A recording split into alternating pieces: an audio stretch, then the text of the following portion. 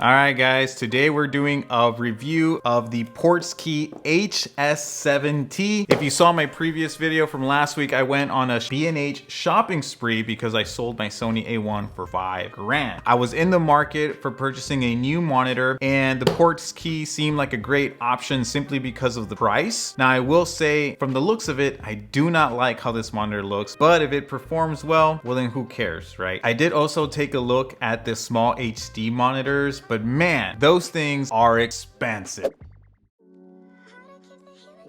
All right, you got your handy dandy knife. Freaking love this thing. Got it off of Colorado. I don't know.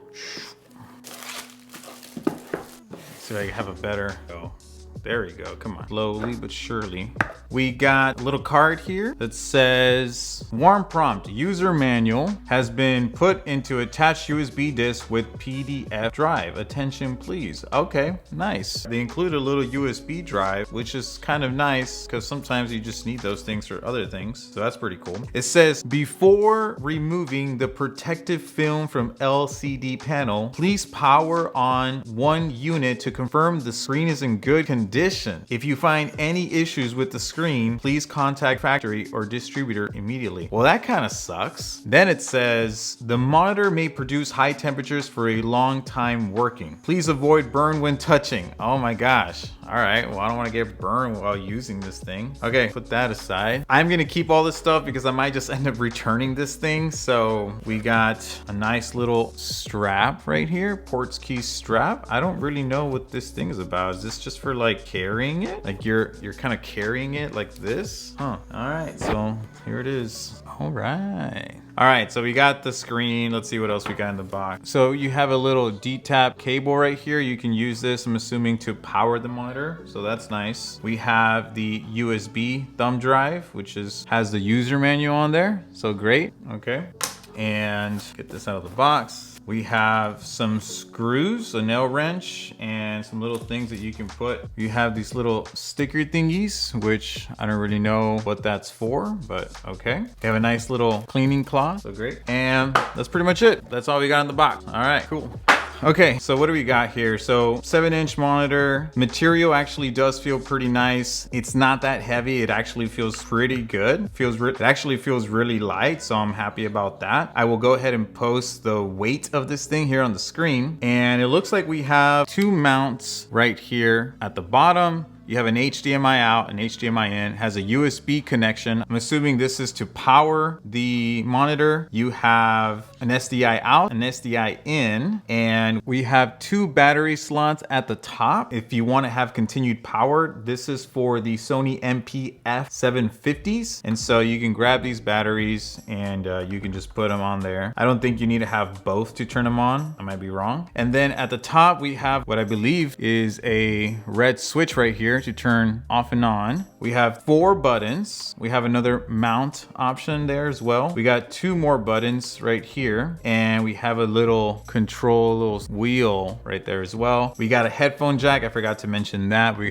do have a headphone jack here. I'm assuming you can monitor audio from there. That's interesting. Okay, so we have basically these buttons at the top. We got off and on, F1, F2, F3, F4. You got exit and input. All right, let's go ahead and turn this on. Make sure that this monitor looks good. Okay, so I just turned it on. It like went pretty crazy as far as the fan goes, and then now it's just booting up. All right, I think it's ready to go. So I made a little rig, and let's go ahead and mount this on the rig. I've never seen a monitor mount have 2 options. I guess you can just choose one. And this is the little rig that I built for myself. Okay, feels a little janky, to be honest. Let's get the HDMI cable. HDMI in, out, camera's connected. Turn this bad boy on. All right, we got signal. First impressions, actually looks really good. It looks really bright, so I'm happy about that. It's not touch screen, so you're gonna have to be messing around with the functions here. Oh, you got audio metering on this thing, so check this out. Just press one of the buttons, and I hope you guys can see that. As I'm speaking, I can see the audio levels going up and down, and honestly, that's actually a really great feature. I haven't really seen that in any other monitor. I mean, I haven't owned a ton of monitors. I do have the Ninja Atmos, the 5 and the 5 Plus, and I don't think I recall seeing that. Yeah, I mean, I think overall the weight is not bad. I think the picture looks really clear and I'm happy with the look of it. You can definitely add some LUTs to this so you can make it look a lot better. The resolution overall looks really good. I'm actually quite happy with how it looks. Now, I don't like the overall design and the structure of the monitor. To be honest, I was also eyeing one of the Aussie 7-inch monitors, and I do like the overall look and feel of that monitor. But that's just me when it comes to, I'm a design snob. I studied design back in school, so I like for the things that I have to look good. So let's see what else we got here. We got SDI, HDMI out, that's fine. Oh, you can play around with the inputs here. You have a 4K out on this thing, at least from what it seems like, and it actually looks really good. So, oh, you can raise the audio levels. Testing mic, testing. So apparently you can control the audio levels. Now, I don't really know if that's the audio of the camera. Highly doubt it. I think more than anything, what it's doing is that it's testing the audio levels that are coming out of the monitor if you want to listen to your audio. Actually, you know what? Let me bring some headphones and let's give that a try. Let's take off the vacation hat because, you know, it's summer. Why not? Okay. So I can basically hear everything that is coming out of the camera. And if I drop the audio, then now I can't hear anything. I've dropped it to 0. I bring it back up. I can monitor everything that is coming out of the camera, which is actually pretty nice because I hate fidgeting with all of the extra connections that are on the side panel here. And if I can reduce the amount of inputs that are going into this side of the camera, then why not? It's actually a nice little feature there, so that's pretty cool. So no sun hood, so I'm very interested to see how this looks outside and how it holds up, to see just how overall how bright it is. I already got the hat back on. I'm a little surprised because most monitors do come with sun hoods, but let's see, it might actually be bright enough to work outside, so we'll give that a try later on. Okay, if you press down on the wheel, then you can see some stuff. All right, so I'm basically seeing some guides here. You can have 80%, 90%, 1:1, 16:9, 9:16, 15:9, 4:3. Yeah, so you have a few options here when it comes to guides. Let's see what else we got. Crosshairs, you can turn those off and on. You can turn off and on the grid, and you can choose how you want, what kind of grid you want. Video configurations, you can choose how bright you want this to be.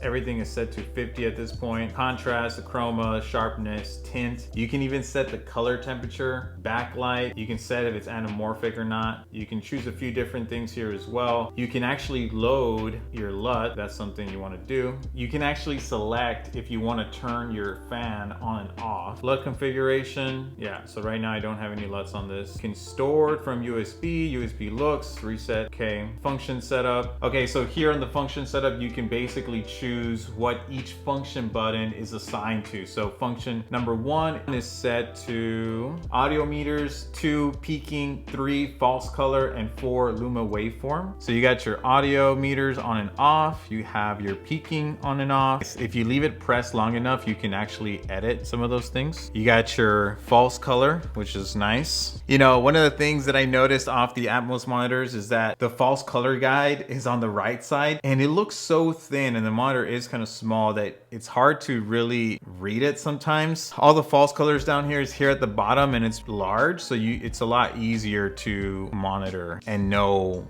what's what. And then you got your luma waveform there at the bottom. So overall, really functional. I think it looks good.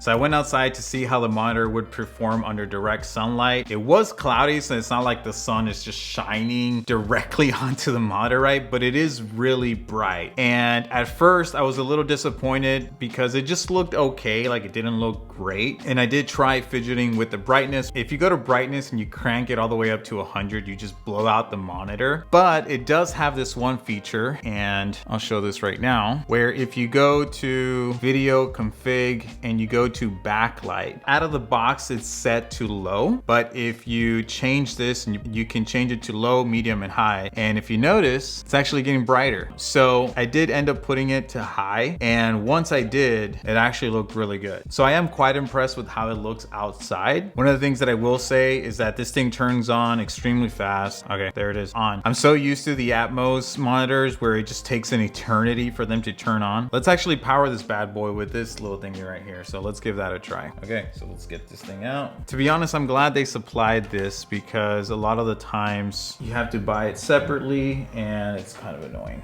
All right, see if that works. It turned on. Woo! That's a nice little addition right there. So thanks so much for that. All right, guys. So overall, you're looking at a solid monitor here. I'm definitely gonna try it out and keep it in my arsenal for a little while and ultimately see if I like it or not. I did purchase this off of B&H. So one of the things that I love about B&H is that you do have a 30-day return policy. So if you don't like it, keep all the stuff, you can return it, get your money back 100%. And I think that's what I'm gonna do for now. Now, I might also purchase the Aussie 7-inch monitors that they have and kind of put it up as a side-by-side to this monitor just to see how it performs and ultimately see what I like best. So if I do end up doing that, I'll definitely make a video about it and let you guys know. But if you have any questions in regards to the monitor, please go ahead and comment below and I'll see you all in the next video. Bye-bye.